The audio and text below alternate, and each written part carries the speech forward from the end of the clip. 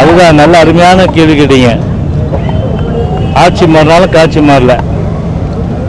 இன்னைக்கு பார்த்தீங்கன்னா ஒரு பக்கம் பவர் கட், நேற்று கூட ஊடகங்களை பார்த்துருப்பீங்க. சில மாவட்டங்களில் மின்சார பிரச்சனை, அதாவது மின்சார தடைகள்.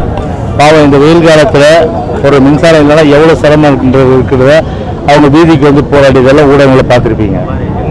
ஒரு பக்கம் பார்த்தீங்கன்னா பாலியல் வன்கொடுமைகள், இன்னொரு பக்கம் பார்த்தீங்கன்னா லாக்அப் மரணங்கள்.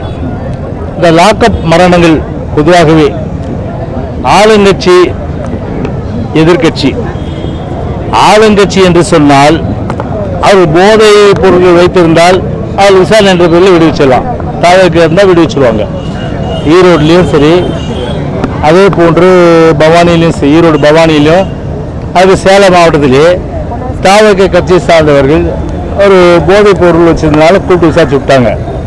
ஆனால் சபரிவரம் என்ற நாகர்கோவில் சாதை ஒரு 3 பாக்கெட் குட்கா தான் வச்சார், அடிச்சே கொண்டுட்டாங்க. ஆனால் இதுவரையில் வந்து தமிழக முதல்வராக பொறுப்பேற்று இருக்கின்ற விஜய் எந்த ஒரு பிரச்சனைக்காவது ஒரு பத்திரிகையாளர் சந்தித்து அதனை விளக்கம் கொடுத்திருப்பார்களா? எந்த விளக்கமும் கொடுக்கவில்லை, பத்திரிகையாளர் சந்திப்பும் இல்லை. நாட்டில் என்ன நடக்குதுன்னு தெரியல, ஒரு அரசு இருக்குதான்னு தெரியல.